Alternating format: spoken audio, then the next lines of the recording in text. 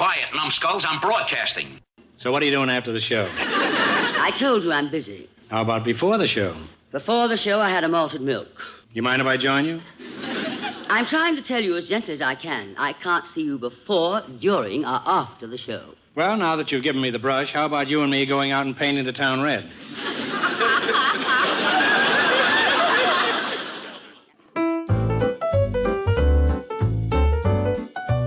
Hello, friends. Jarnathan Cross here, welcoming you to another edition of Classic Radio Rewind, your weekly gateway to the unforgettable world of vintage broadcasting. This podcast is all about preserving the golden age of radio, celebrating the artistry of the actors, writers, musicians, and sound engineers who shaped an era, and giving you a front row seat to the stories that continue to captivate listeners decade after decade.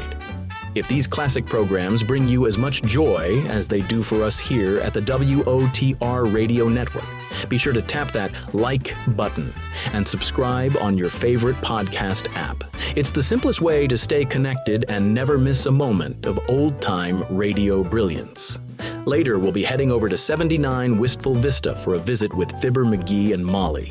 But first, we're starting with a gripping case from the legendary tales of the Texas Rangers. Ranger Jace Pearson investigates a cold-blooded killing tied to a pair of hired gunmen. As the case unfolds, Jace must untangle a web of intimidation, fear, and frontier justice while tracking down two ruthless criminals who leave danger in their wake. Originally broadcast August 5th, 1950, this is Tales of the Texas Rangers, The Trigger Men. This is Classic Radio Rewind, episode number 98. Let's settle in and rewind together, brought to you by the WOTR Radio Network.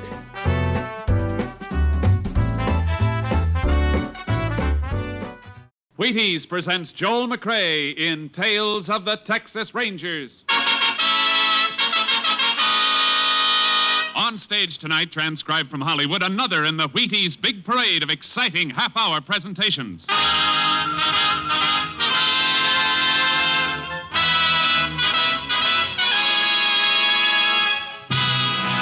Tales of the Texas Rangers, starring Joel McCrea as Ranger Pearson. Texas, more than 260,000 square miles, and 50 men who make up the most famous and oldest law enforcement body in North America.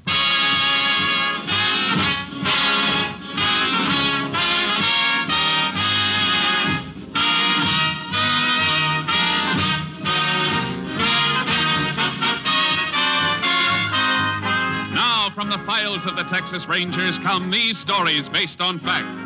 Only names, dates, and places are fictitious for obvious reasons. The events themselves are a matter of record.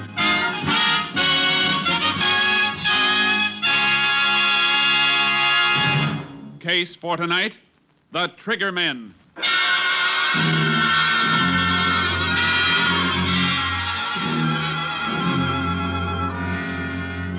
At 9 o'clock on the evening of May 27, 1947, Jasper Leach, operator of an independent service station in Ada, Oklahoma, was preparing to shut down for the night. Suddenly, two men in a green convertible pulled into the service island of his station. Close for the night, fellas. Pumps are all locked. We gotta get some gas. All-night place on the highway south, mister. Big station. You're heading that way. I don't like big stations. We're gassing up right here. I got a tire you can fix. Now, look, I told you I'm close for the night. Stop the chatter, will you? I heard him, Hick. Now get moving, or I'll put a slug in you. All right, mister. I ain't arguing with a gun. He gets that pump going. Make him fill a couple extra 5-gallon cans. All right, Joe. Stop playing the podium and get that flat spare out if you're so hot for action. Okay, but let's shake it up, eh? Well, come on, Hayseed. Get with the pump. Keys are in the office. Well, let's get them.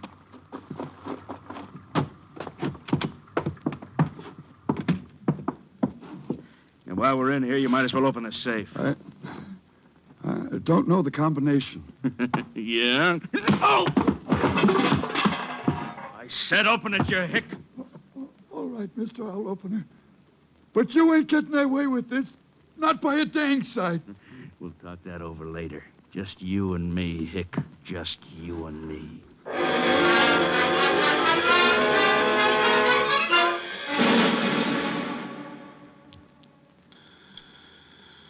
KDXA KTX-8, all units. KTX-8, all units. Oklahoma State Police advised that about 9 p.m. of 5/27, gas station attendant at 8 Oklahoma was robbed and beaten to death with tire iron. Subjects tentatively identified as number 1, Joe Gordon, average size, eyes blue, hair blonde, complexion fair. Number 2, Tiny Gordon, 6'3", peculiar walk, pigeon-toed, same coloring as brother.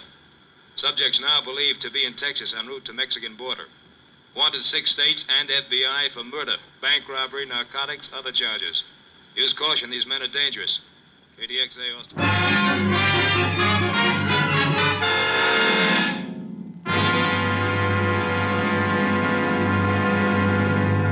Tales of the Texas Rangers will continue in just a moment. Get up and get at 'em with Wheaties. Yup, for folks up and doing, for folks going places, breakfast of champions. Sure, begin a better breakfast with Wheaties tomorrow and see if you don't feel the difference all morning long. Here's why. There's a whole kernel of wheat in every Wheaties flake. You got it? There's a whole kernel of wheat in every Wheaties flake. That's why Wheaties can give so much. Energy? You bet, whole wheat energy. Vitamins and minerals? You bet, and protein, too. That's why Wheaties at 7 can make a difference at 11. There's energy in them thar flakes. You try 'em tomorrow morning. Make yours Wheaties. Pour on the milk, put on the fruit, and eat happy. Yes, and work happy. Tomorrow, see for yourself how Wheaties at 7 can help at 11. Breakfast of champions. Breakfast for you.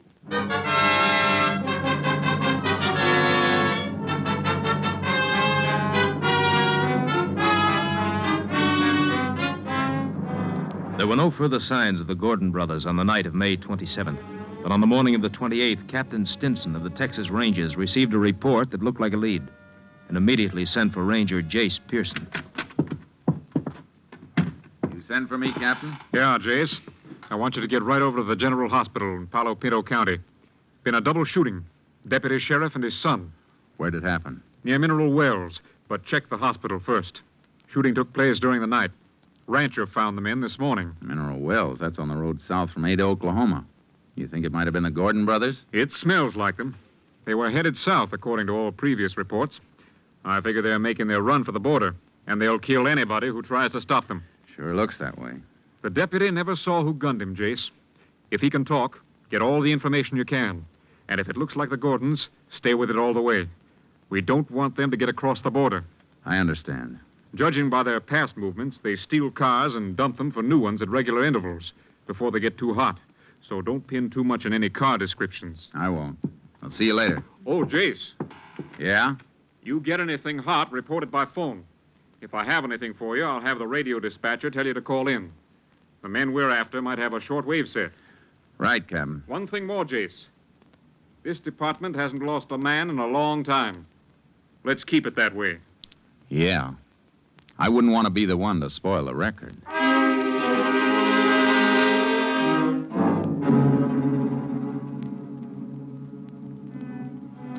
I checked my car out and headed for Palo Pinto County. I reached the hospital at 9:45 a.m. and saw the doctor in charge. He'll pull through, I think, but his condition is critical.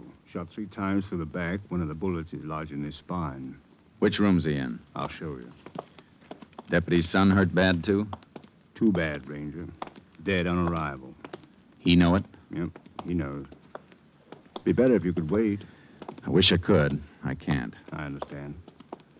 He's in here.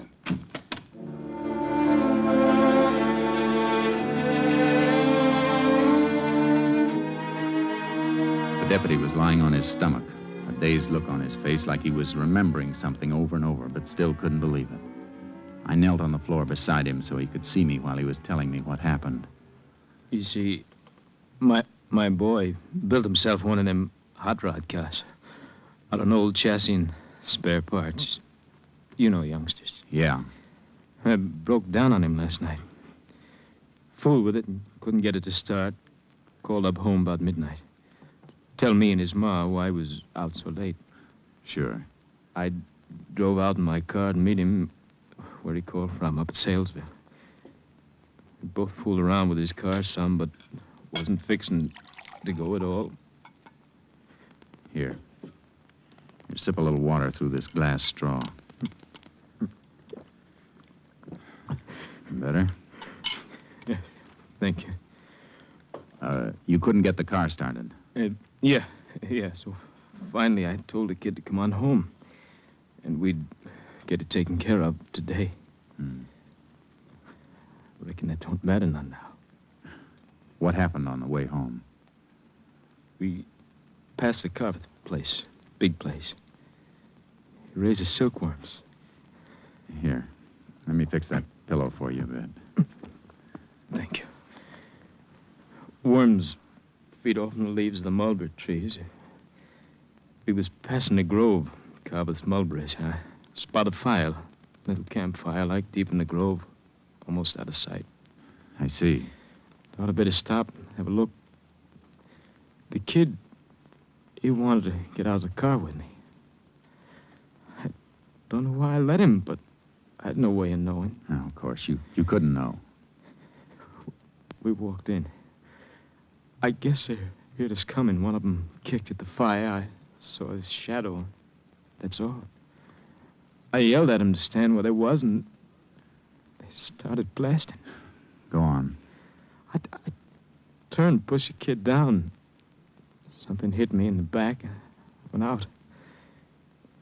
When I came to, my kid was lying there, just a couple of feet from me. 15 years old. All right.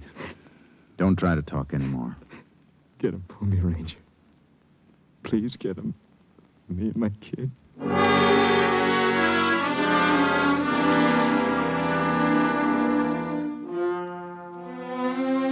I left the hospital and headed for the Carveth Ranch outside Mineral Wells. Big Jim Carveth, the owner of the place, took me into the mulberry grove where the deputy and his boy had been gunned.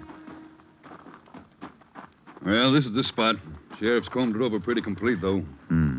Had their fire right over here. What are you digging out of them ashes? Fire wasn't burning long. Started it with a road map and an envelope. A little corner of the envelope not quite burned. I can just make out the stamp. Huh? It's Mexican. Maybe our lab can make out the postmark. Out of that charred hunk? Yeah.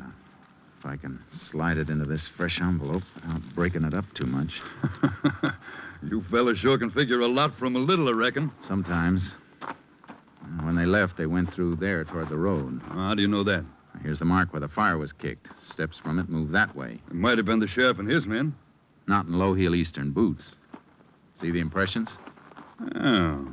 One set, same as yours or mine, except for the difference in boots. The other set scuffs in at the toes. Man who made those is pigeon-toed. Well, you sound like you could draw a picture of them. I could now. Let's see where these prints lead.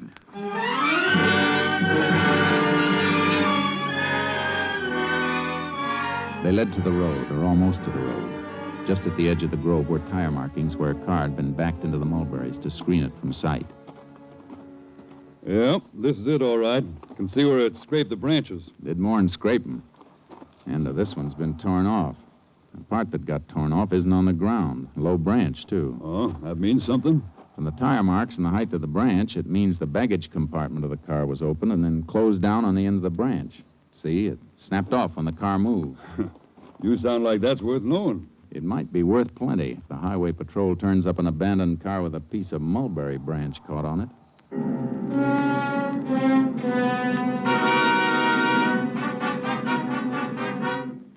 I drove back to headquarters and turned the charred envelope over to the lab. Then I went in and reported to Captain Stinson.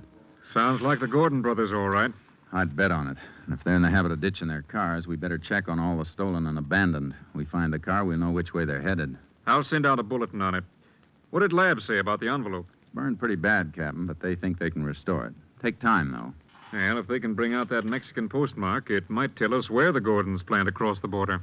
That's what I was thinking. They won't go through a regular border station. It'll be an illegal crossing. And they'll probably have a hideaway arranged on the other side. Yeah, probably other members of the Crawford gang.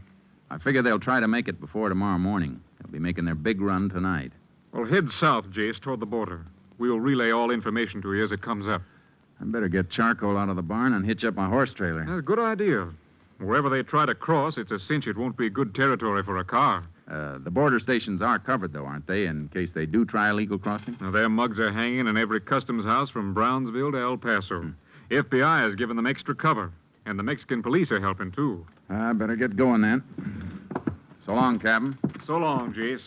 And good luck.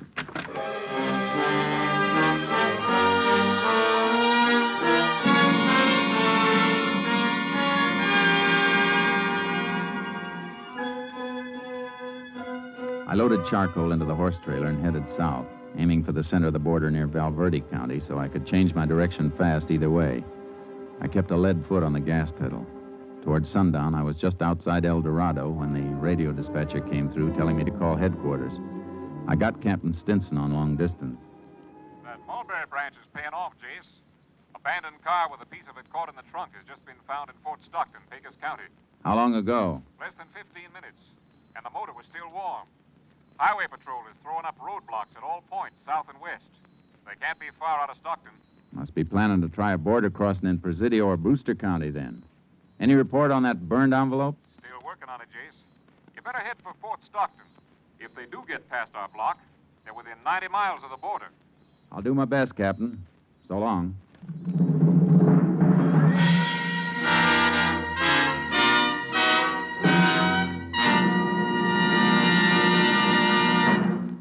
Well, it's another baseball summer with ball fans all over the country watching their favorites and baseball champions all over the major leagues eating their Wheaties. Yup, and do they eat their Wheaties? The Philadelphia Phillies, Ashburn and Ennis. The Cleveland Indians, Lemon and Boudreaux. Stan Musial of the St. Louis Cards. George Kell of the Detroit Tigers. Pee Wee Reese of the Dodgers. They're all getting their Wheaties, breakfast of champions. And you know, so are a lot of other smart people. Folks who want high-stepping energy to stride through their mornings high, wide, and handsome. They're getting Wheaties, too. Are you? Well, listen. You may not play ball for a living, but you can use Wheaties energy. You can use Wheaties vitamins, minerals, and protein. You can use breakfast of champions, too. There's a whole kernel of wheat in every Wheaties flake. A whole golden kernel rolled out flat and toasted. Yes, there's a whole kernel of wheat in every Wheaties flake. That's why Wheaties can do so much and help send you through the morning on high. That's why Wheaties at 7 can help at 11. You have some. Wheaties, the crisp way to get your whole wheat. Tomorrow morning, make yours milk and fruit and Wheaties. Breakfast of champions. See for yourself how Wheaties at 7 can help at 11.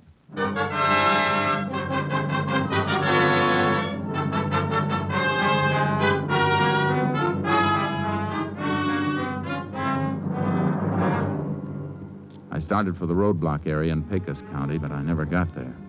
I was still 50 miles away when headquarters radioed me to contact them by phone. Had a feeling the news wasn't going to be good, and it wasn't. We can forget about Pecos County, Jace. The Gordons broke through our roadblock. Where? Back road near Hovey. They turned a Tommy gun on the highway patrol and a sheriff's car. Kill anybody? 2, and 2 more badly wounded. The men were just found when they didn't answer a radio call. Happened 2 hours ago. Then the Gordons could be at the border by now. The wildest part of it, Jace. And you'll have to guess what... Just a second.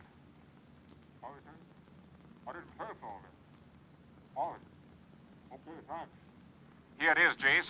Lab report on the burned envelope. Where was it mailed from? Paquillas, right across the Rio Grande from the Santiago Mountains. That country's murder. Worse for them than for us. River swollen by spring rains. They'll need a boat to cross. County sheriff can beat through the mountains with posses. 10 miles each side. I'll get as close as I can by car, and then Charcoal and I'll ride in. If the posse will corner them, we'll have them. You're the closest ranger unit, Jace. But those men are dangerous. You want to wait for some help? No time for waiting. Now's the time for getting them. You'll hear from me.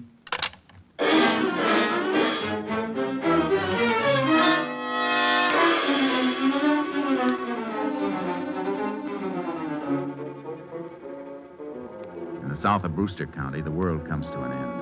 I drove as far as I could and met one wing of the sheriff's posse where Maravillas Creek runs into the Rio Grande. Any sign of them, Sheriff? Nope. Got men working in from the other side of the mountains, though. I'll get my horse and ride in with you a ways. Then we can split and fan out. Good. Mighty fine horse, Ranger. The best. Come on, Charcoal. Hey, which of your men knows this section best? Jaime Sanchez, I reckon. I'd like him to ride with me when we split. Oh, he'd be proud to. Sanchez! Hey, you want me for something, Sheriff? Ranger wants you to ride with him. That's good with me. Thanks, Sanchez. You got any signal arranged with the rest of your posse? 3 shots. 2 seconds between each one. Good. Well, let's ride. All right, men. Mount up. Well, we'll follow the river, and then you can drop off in pairs and head in toward the peak. The sheriff will pair you off. If you hit ground too rough for your horses, tie them off and move through on foot. All got that? All right, let's move. Come on, get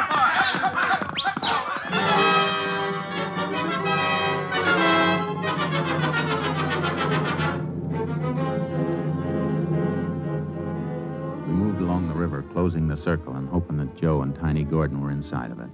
The country got rougher, and no horse could have taken it without the light of the moon. The posse paired off and thinned out. Finally, the sheriff and his last deputy turned off, and Sanchez and I went on alone. How far are we from Boquilla, Sanchez? About 5 miles, senor, and it will be right across the Rio. We better turn toward the peak, then. We can't go in very far in the horses. Maybe we should leave them right here. Easier to find again. You're probably right. Whoa, boy. Oh. Tie him off over here. See? There are some cabins up here in the mountains, but the men we are after wouldn't know about them. What kind of cabins? Old hunters' cabins from long ago when there was good hunting. But most of the game is gone. Nobody lives in them anymore. No, but the Gordons might know about them anyhow. You said they do not know this country. Yeah, they could have been told. They're meeting somebody in Mexico. Some of their gang might have come through here before. That's why they picked this spot. They're in such a hurry, though, I don't think they would stop. Yeah, they would if the big boy got tired. The big boy? Yeah, Tiny Gordon. He's pigeon-toed. Something wrong with his feet. He's big and heavy and carrying a lot of weight. He's going to slow down in this country. I think you're right, Ranger Pearson. He ain't got good feet. He still down plenty in here. The cabins in the territory we're covering? See, 2 of them. Well, let's take a look. See, the first one is right up this way to the left, about 2 miles in.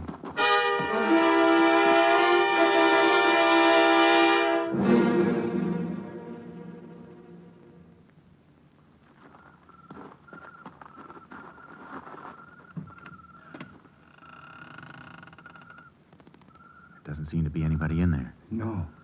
Well, maybe they're just waiting there. Soon find out. Stay clear of the doorway and keep your gun ready while I go in. See, but you better have your guns ready, too. Don't worry. I got them. Watch it.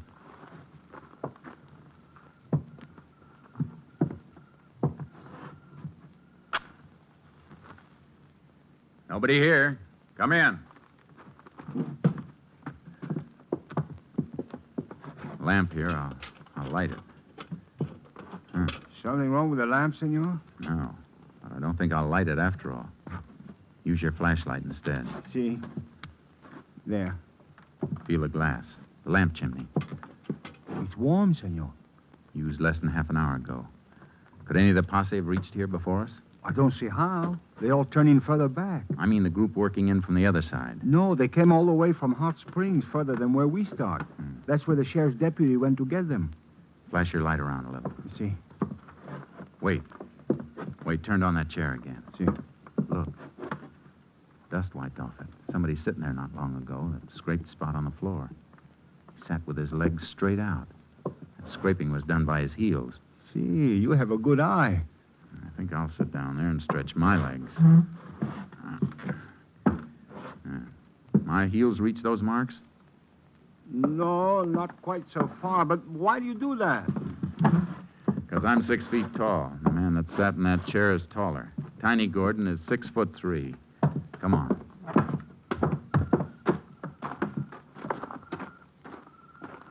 Look around, see which way they headed. See. I think this way, Ranger Pearson. Why? What'd you find? Somebody step on this dead log, take off a piece of the bark. Yeah. And prints there, too. Here, flash your light. See, here.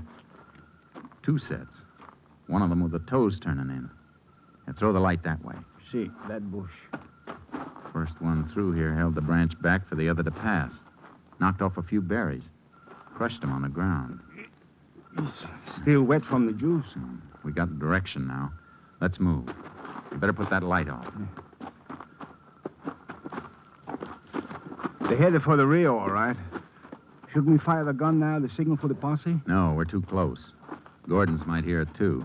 Probably think they're safe in here. They don't know we got a postmark. Better chance of getting them cold if they don't know. See. You think they're going to fight if we catch them? With murder charges in a couple of states, they got nothing to lose. They'll fight plenty.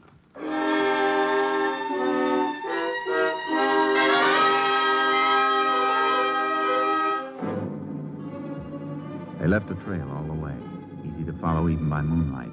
It got fresher as we moved along and saw more and more spots where Tiny Gordon had stopped to rest, and the pace spots where Joe Gordon had moved around restlessly, waiting for him. It wasn't long before we could hear the lapping of the Rio Grande as the foothills dipped down toward it. And then we heard them, moving and talking in the reeds at the edge of the river. Tonight. Take it easy, man. How do you know? How do you know they got our letter? They expected us last night. Let's try again. You know we ain't moving on a time schedule. Suppose they don't come. Be light in a couple of hours. So we'll go back to that cabin and hole up again until tomorrow night. Besides, who's going to see us here? Oh, maybe an Indian or something. How do you know who's liable to be tramping around? What are you, Daniel Boone or something? Nah, dry up. Don't you tell me to dry up, you little punk. Tiny. We figured that right. They're expecting a pickup from the Mexican side. See, good thing the boat did not come yet. Those Tommy guns with us. You're lucky you could carry a .45. You tried to carry a Tommy gun the way you were flopping around in there, you'd have killed yourself and me, too. I might kill you someday, Joe, shooting your mouth off. Go on, try it. I'll blow your brains out. Why, you want to punch in the jaw, Joe? Try it. Well, they got 45s, but so have we, see? Let's move in and take them.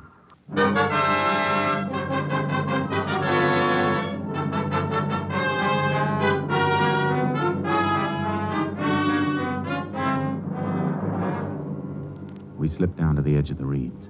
I tapped Sanchez to move off about 30 yards so they'd have to come between us if they made a break away from the river. We couldn't see them in the reeds, but they couldn't see us either.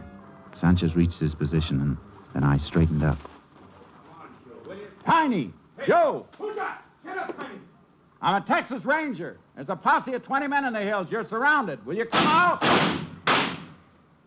That won't do you any good. This way, Tiny. Open up, Sanchez! Don't get through here! That's a posse signal, Tiny. They'll all be heading this way. You won't be here to meet them! Late gun! What's the matter, Tiny? Your gun empty? Mine isn't, Captain! Hey, how'd you fellas ever kill anybody? You don't even come close. Where are you, you hicks? I'll kill all of you, you stinking hicks! I'm over here, senor! Oh, yeah? The rest of the posse will be here soon. It'll be daylight. We'll starve you out or burn you out. You're hogtied. You better give up while you can. I ain't giving up. I'll take a lot of you hicks with me. Come on, Joe. Hey, will you? Bring them this way, son. Joe!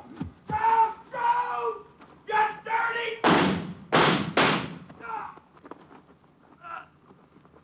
You had your chance, Tiny. Hicks! You dirty! Hicks! All right, Sanchez. You got it, senor. Guess this job is almost finished. Almost finished.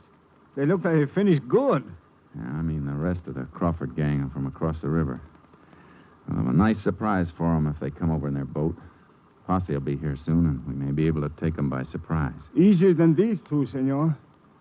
You know, I don't think they like us very much. I saw what they did to a deputy sheriff and his kid. I didn't like the Gordon brothers very much either.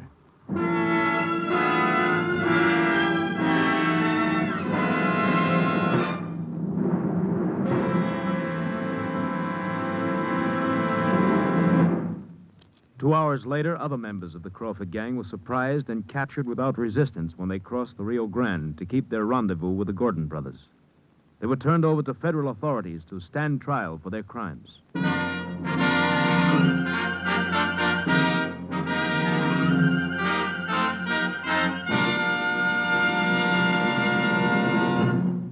Well, partner, whether you're riding the Texas prairie or smelting steel in Pittsburgh, first you need your Wheaties.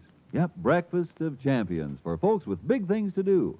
It's a brighter morning and a better job when you begin a good breakfast with Wheaties. And here's why. There's a whole kernel of wheat in every Wheaties flake. Yes, there's a whole kernel of wheat in every Wheaties flake. That's why Wheaties can give so much. Whole wheat vitamins and minerals, protein too. Whole wheat energy to help you stride through the morning high, wide, and handsome.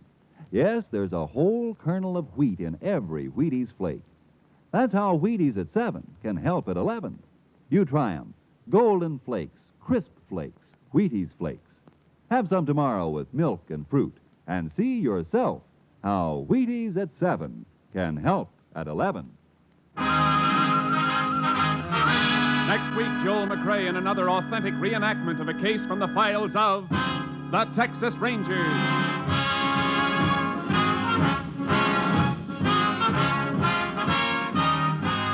Joel McCrea will soon be seen starring in the Universal International Technicolor production Saddle Tramp.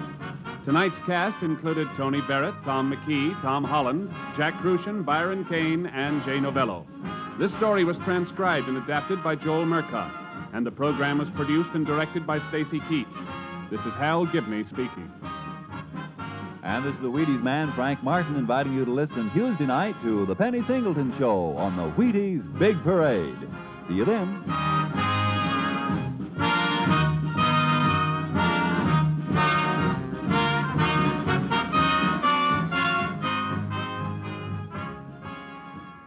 Tomorrow, Rose Bampton sings with the Summer Symphony on...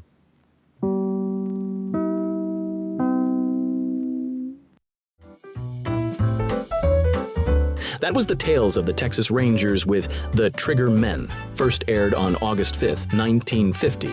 Now let's head over to Wistful Vista for a little domestic chaos courtesy of the Fibber McGee and Molly Show.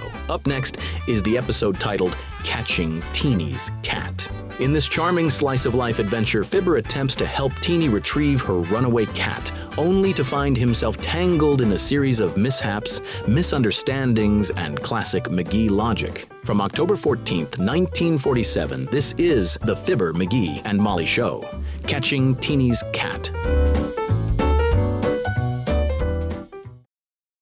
The Johnson Wax Program with Fibber McGee and Molly.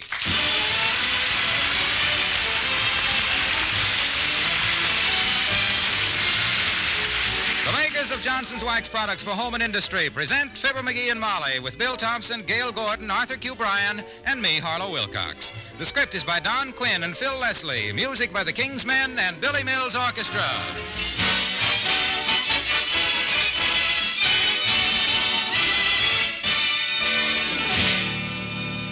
Maybe you noticed in Time magazine this week that Johnson's Wax is in the news again. Down at the Texas State Fair in Dallas, a young 4-H clubber was putting the finishing touches on his Hereford steer before parading him in the show ring.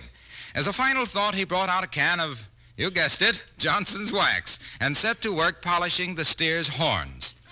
Well, now, you probably don't have steer horns you want to polish, but the point is, a smooth, protective coat of Johnson's Wax also works miracles on 100 different things in your home. Furniture and woodwork, radios, Venetian blinds, leather goods, and picture frames, to mention just a few accessories, shine with beauty when polished with Johnson's Wax. They're so easy to keep clean and bright. Try this wonderful wax method of housekeeping yourself. Johnson's Wax, paste or liquid, to bring out the beauty of the home. Look on the right side, shine up the right side, bring out the beauty of the home.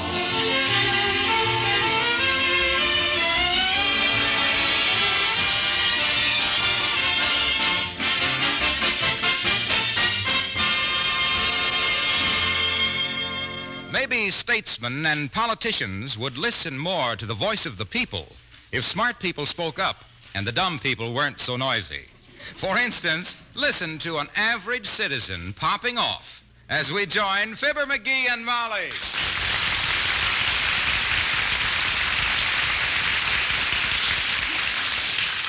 And another thing, if them so-called experts at the United Nations Conference took my advice, I'd clean up their troubles in two minutes flat. But no, they don't even answer my letters. Is that gratitude? Is that courtesy? What is your plan, sweetheart? Just send all the interpreters home. That's all.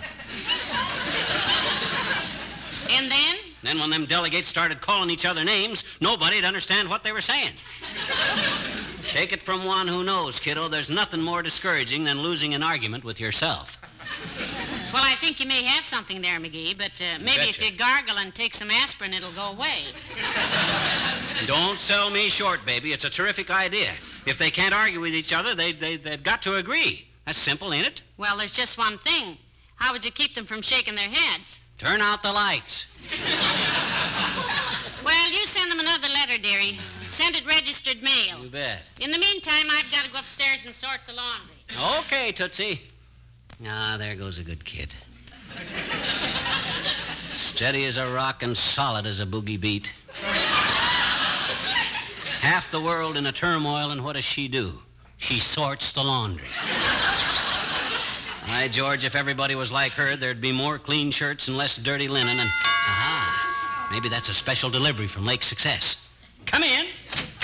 Hi, mister. Oh, hello there, Teeny. To what do I owe the doubtful play? Hey, what you got there? Well, it's a kitty cat. Oh. Isn't he cute? Mm-hmm. I've always wanted a little kitty cat, but my mama says cats carry germs, but this one isn't carrying any because I held him over the garbage can and shook him, I betcha. Well, what's a few germs between friends anyway?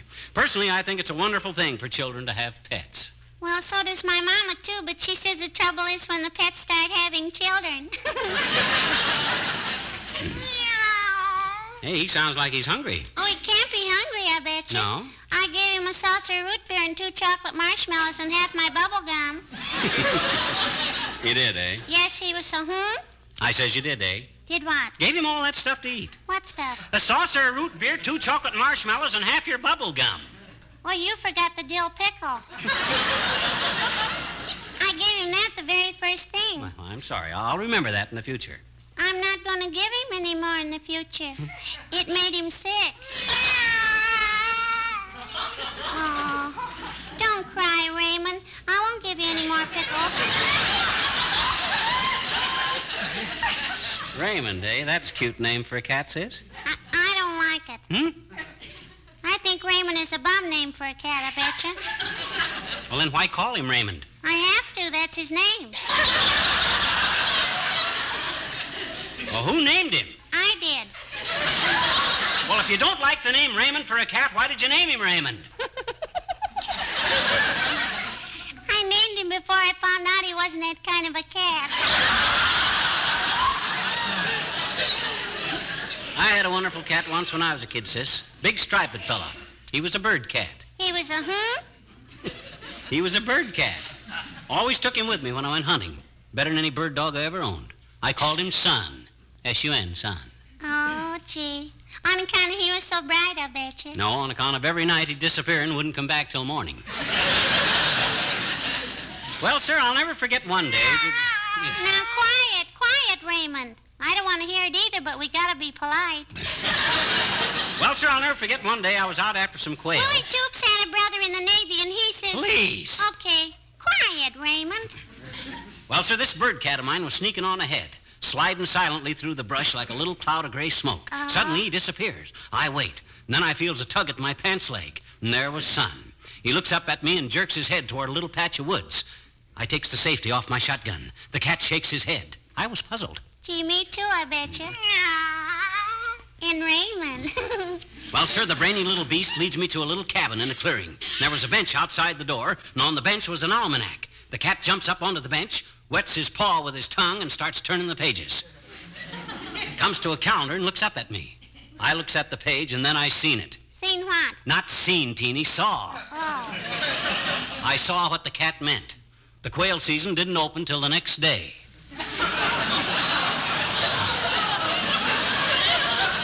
That cat had saved me a $10 fine and maybe a week in the pokey. Oh, boy. Well, whatever became of him, mister? Whatever. Whatever. He ran away, sis, and I never saw him again. Unless... Unless what? Well, a few years later, I passed a woman on the street wearing a funny-looking striped fur coat, just kind of flung across her shoulders. And as I went past, one of the sleeves waved at me. That may have been just a coincidence. Gee, you think my kitty will ever be that smart, mister? I rather doubt it, sis, but let me have a look at him. I've been a judge at more cat shows than the chairwoman of a sewing circle. Okay. Here, Raymond, let Mr. McGee look at it. Yeah. Now, take it easy, Raymond. Hey, he scratched me. Hey, come back here, you little monster. Hey, grab him. Oh, he ran out the door. Here, Raymond.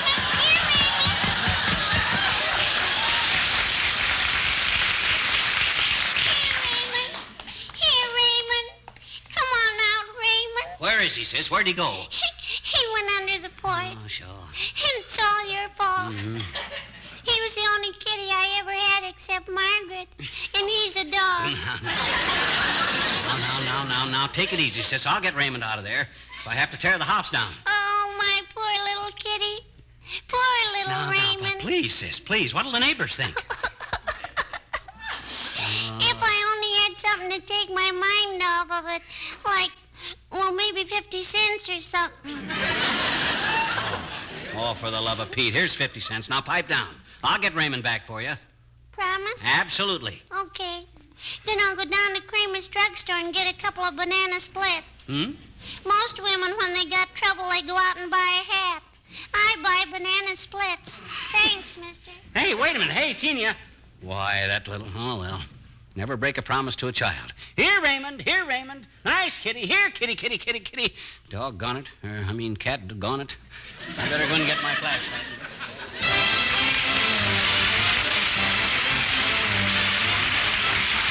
Billy Mills in the orchestra, and I wonder who's kissing her now.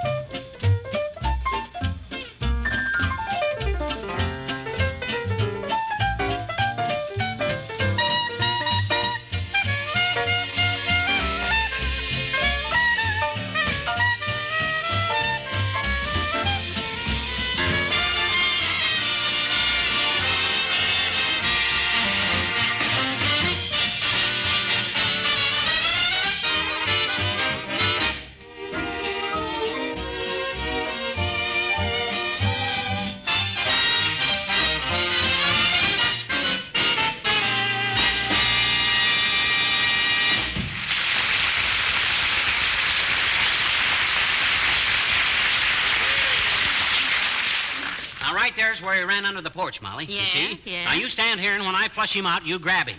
You better put some gloves on. He scratches like a 1923 record of Isham Jones. Well, all right, but... Oh, wait a minute, dearie. Here comes that nice Mr. Williams, the weatherman. Oh, we'll never get any place talking to him. He skirts a subject like Hattie Carnegie with a stylish stout. That guy is so... Hush, dearie. Hello there, Mr. Williams. Ah, it's Mr. and Mrs. McGee. Good afternoon, in a way. Hi, Williams. How's everything in the Weather Bureau? Cloudy Tuesday, followed by Wednesday and Thursday? Unsettled, rather. We have information of a cold front moving in from the Pacific, which, if it meets high temperatures over the Midwest, might result in almost anything. I would say, unofficially, that conditions are general. Although they might change for the better or worse, it's difficult to say. Yes, it seems to be. By the way, Williams, what's your first name? In case I want to send the Weather Bureau a postcard. I find the government gives better service if you pester them a little. My name is F. Ogden Williams. F. Ogden Williams. What's the F for, Mr. Williams? That was left indefinite, Mrs. McGee. My parents just named me F. Ogden. I was to choose my own first name when I came of age, but I've been unable to reach a definite conclusion. That I can believe. F. Ogden Williams, eh? You know something, Foggy?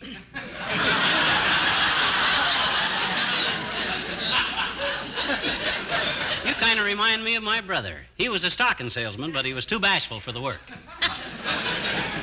Couldn't stand getting himself out on a limb.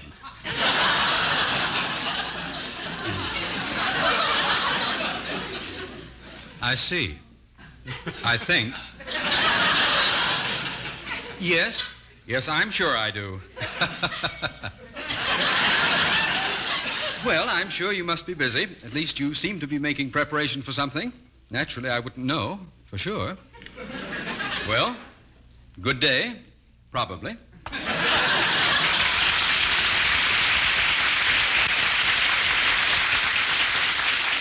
Mark my words, Love Boat, that guy is going to be an important man in the government one of these days. You think so, dearie? Yes, sir. Any guy that can avoid taking a stand on anything like he does is going right to the top. Well, this isn't getting that cat out of there. Here, kitty, kitty, kitty. Here, Raymond. Here, kitty, kitty, kitty, kitty.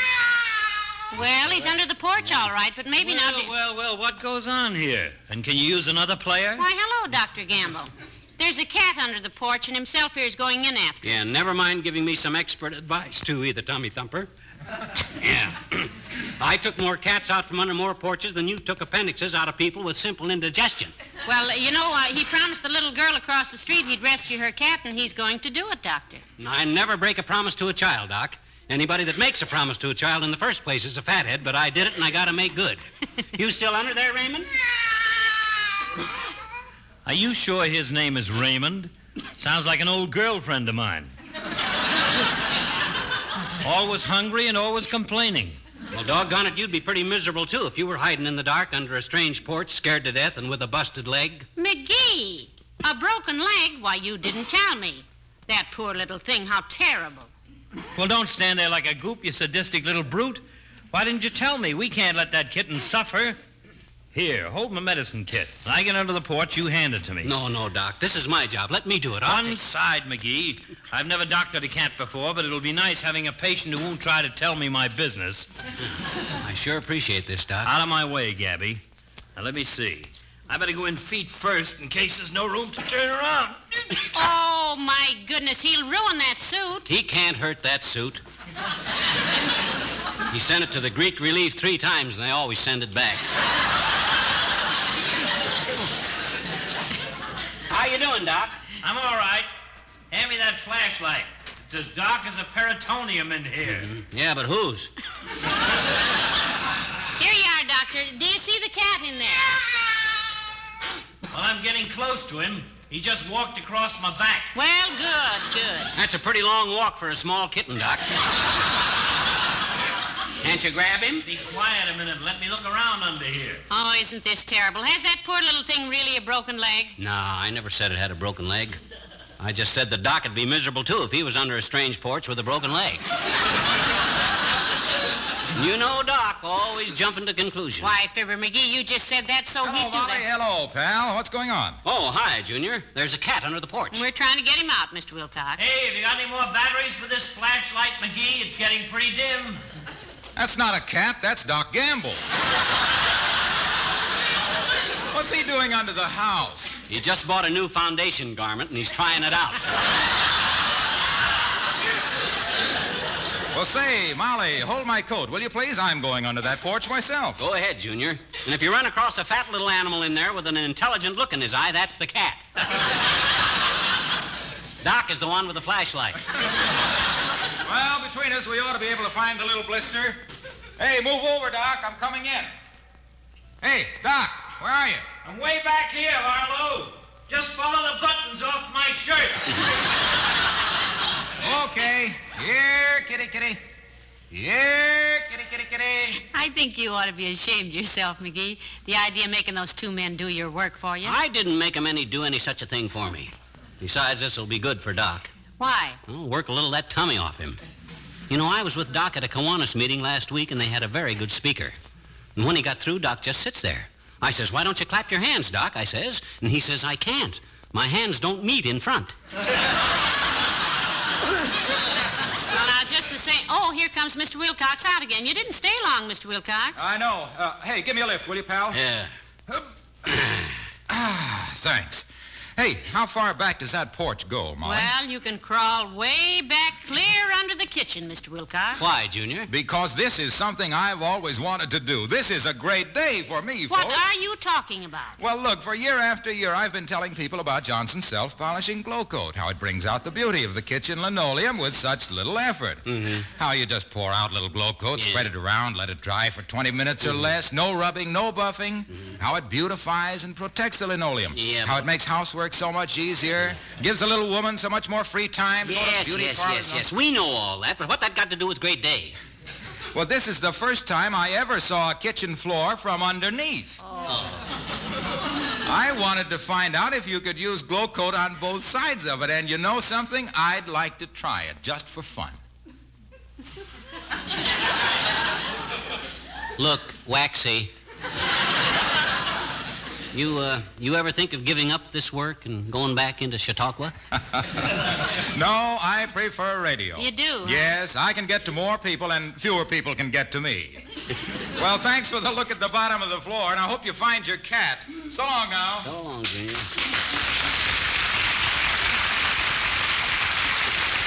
You know, McGee, we haven't heard a word from the doctor for some time. Yoo-hoo, doctor. Hey, Doc, are you all right? Yes, but I wish you'd keep quiet. This cat is frightened. Oh, yeah, that's right. Cats are high-strung animals, Molly. That's why they wind up as E-strings on violins. I knew a fiddler once tried to play at a dog show. It was awful. Every time a pup would bark, his fiddle string would raise up to the middle like an oh-hi old-timer. Hello there, Mr. Old-Timer. Hello there, kids. What you standing out here for, Well, there's a cat under our porch, Mr. Old-Timer. Oh, shucks, kids. You don't have to run out of the house just on account of a cat under the porch. They won't hurt you. I mind one time years ago, I lived in a swamp in Florida. Had crocodiles under the house all the time. One night, the biggest croc ever seen come waddling right into my bedroom. A big croc, eh? Yep. Know who it was? Cousin of mine named Jess Fiddleford. Always crocked in them days, Jess was. I remember once I was... You know, I have an uncle with the same weakness, Mr. Old-Timer. My Uncle Dennis. Yeah, he's weak, all right. Can't even hold his foot up without a brass rail under it. That's pretty good, Johnny. But that ain't the way I heard it. The way I heard it... What was that? The cat. Oh.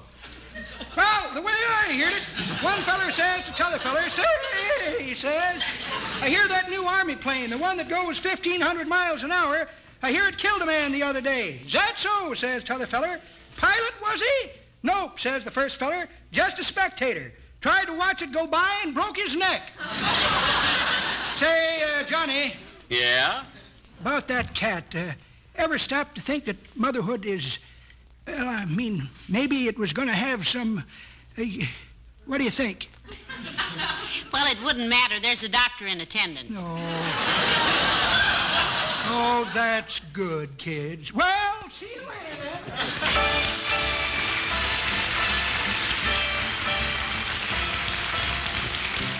The Kingsmen and Tallahassee. Tallahassee, when you see land kind of green and grassy beneath a moon bright beyond compare, when you hear blue jays chirping high and sassy and catch one sniff of southern cooking hanging on the evening air, when you see folks at home all polite and classy, and every smile you see bids you stay and rest.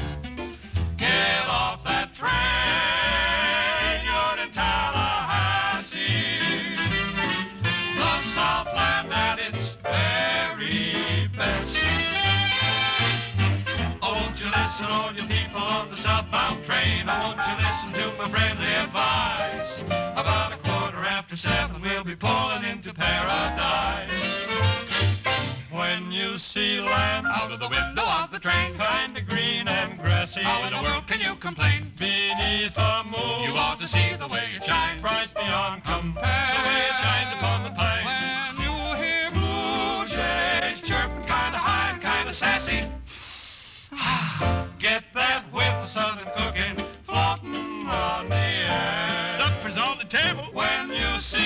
folks having their after-dinner chats. All polite and classy. Gentlemen all remove their hats. And every smile. Perfect harmony and peace. Did you stay and rest? And the porter your valise. Get off that train. Get on, you're in Tallahassee. The capital city of Florida and the Southland. And it's very bad.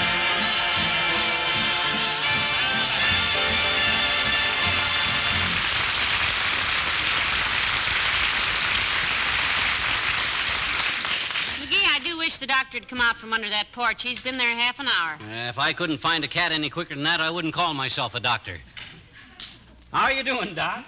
Give me 5 more minutes, children. By that time, I'll either have a cat or a collapse.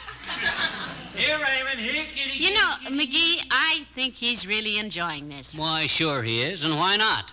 No telephone calls, no nurses rushing in and out with their starched uniforms, scratching up the interns. I wouldn't be surprised if Doc spent a little time under our porch every afternoon. Well, nobody would be more welcome under our porch, I'm sure. The doctor is... Oh, look, McGee, here comes Mr. Wimple. Hello, Mr. Wimple. Oh, hi, Wimp, old man. Hello, folks. Why, what are you looking so perturbed about, Mr. Wimple? I'm looking for a place to hide. Yeah? Sweetie Face is after me again. Oh. Sweetie Face, that's my big old wife. Yeah, we know, Wimp. What's she after you for this time? Well, it was just a misunderstanding, Mr. McGee. Yeah? She objected to the way I was drying my fish line. Well, isn't that ridiculous? What difference does it make how you dry your fish line? It made quite a difference to her, Mrs. McGee. You should have seen her tumbling down the stairs. Tumbling down the stairs? Yes. It seems I had my fish line sort of stretched across the top of the stairs, and she tripped over it. She seemed to think I had done it deliberately. Well, after all, she might have been seriously hurt, Mr. Wimple. Yes, she might have been, but the fish line broke, and she didn't trip very hard. Oh, that's good. I have a stronger line someplace, but I simply couldn't find it.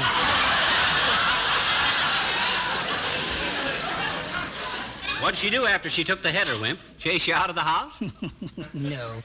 I ran up in the attic, and I hid in the trunk. Oh. Our attic is full of trunks. Yes. And she knew I was in one of them, so you know what she did? She locked every one of them. Heavenly days, including the one you were in? Yes. I almost died laughing. You see, I had taken the bottom out of all the trunks long ago. Well, that's smart work, kid. Yes, but I better get out of sight. May I hide under your porch? Oh, I'm sorry, Mr. Wimple, but Dr. Gamble is under there now. He is? My goodness, I didn't even know he was married. Well, I'll find some other place then. Thanks anyway, folks. Bye.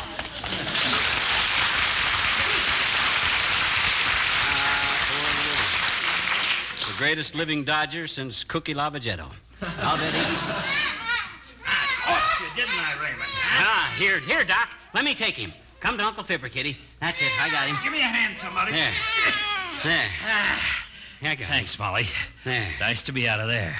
Next time the coal miners strike, I won't be so unsympathetic. Well, we certainly thank you for all your troubles, Doctor. Yeah, great work, Doc. Took you long enough, but it was great work. Now, about that broken leg, you little Now, faker. wait a minute, Doc. Oh, hey, here comes Teeny. Hey, Teeny, here's your cat. Come on, Teeny, come and get him. I told you I'd get him for you, and we did. How do you like that wee?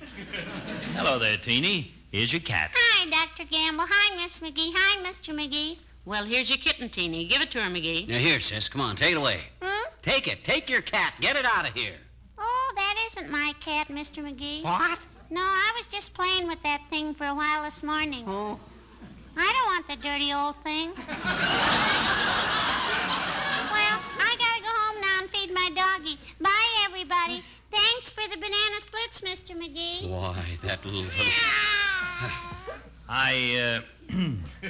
I say, Molly, may I use your bathtub? Why, sure, Doc. Help yourself. You know where to find the soap and towels, Doctor. I'm not going to need soap and towels. I just want to drown your husband after I break his leg. Now, look, Doc. I can explain. Now, you wait a minute. Wait a minute. You can't strike a man with a kitten in his arms.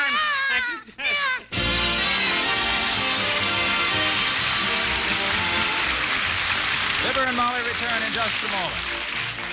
I don't know how you keep your furniture clean and polished, but I've heard that some women are still doing this job the hard way. First, they clean with soap and water or some other cleaner. Then they use a polish. Do 2 operations, in fact.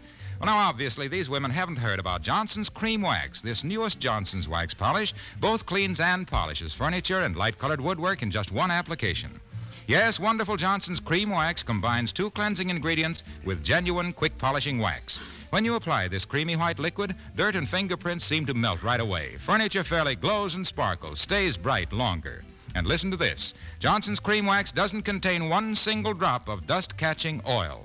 The protective finish it gives your furniture and light woodwork is hard and absolutely dry, so dusting is simple as could be. Try it, Johnson's Cream Wax. It's wonderful to bring out the beauty of the home. Look on the bright side, shine up the right side, bring out the beauty of the home.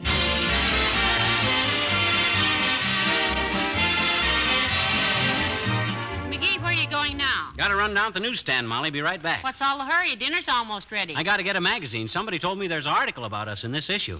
Out today. Hey, you got any change? No, I haven't. Oh, never mind. I'll charge it as usual. The newsstand guy don't like it, but he does it for What me. magazine has our pictures in it? Look magazine. Hey, why don't you come with me? While he gives me a dirty look, you can grab a clean one, huh? Don't you get it, Molly? It ain't funny, McGee. It ain't? Well, it's hard to hold that terrific pace right up to the end. Good night, all.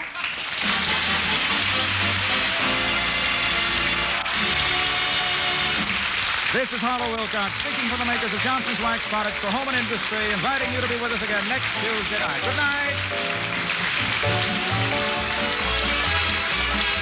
This is NBC, the National Broadcasting Company.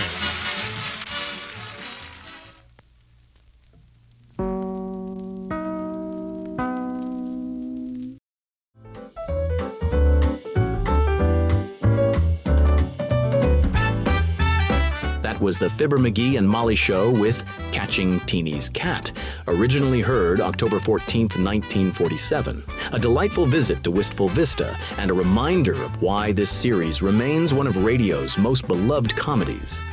Before we wrap up, a special announcement. The WOTR Radio Network is celebrating its 27-year anniversary with a major event. The WOTR Radio Network's 100 must-hear old-time radio shows. No countdown, no ranking. Just a hand-picked collection of essential episodes curated by the WOTR Radio Network owner, Barry Slinker. This 2-day celebration takes place August 16th to 17th, and you won't want to miss it. If you haven't already, make sure you tap the like button and subscribe on your favorite podcast app so you'll be notified when new episodes of Classic Radio Rewind become available. And don't forget, the WOTR Radio Network proudly operates 4 live streaming internet stations, each dedicated to bringing you the best in classic radio entertainment around the clock. We also have a brand new podcast dedicated entirely to The Whistler. Every known episode, beginning with the very first, released in chronological order, posted daily and available on all major podcast platforms. Closing, that brings us to the end of this week's edition of Classic Radio Rewind. We thank you for spending part of your week with us, and join us next week for another hour from the golden age of radio. So, for Classic Radio Rewind and the WOTR Radio Network, this is Jarnathan Cross reminding you, don't touch that dial. Classic Radio Rewind is a production of the WOTR Radio Network. For more Classic Radio Rewind and to listen to any of the WOTR Radio Network stations, go to www.wotrradionetwork.com.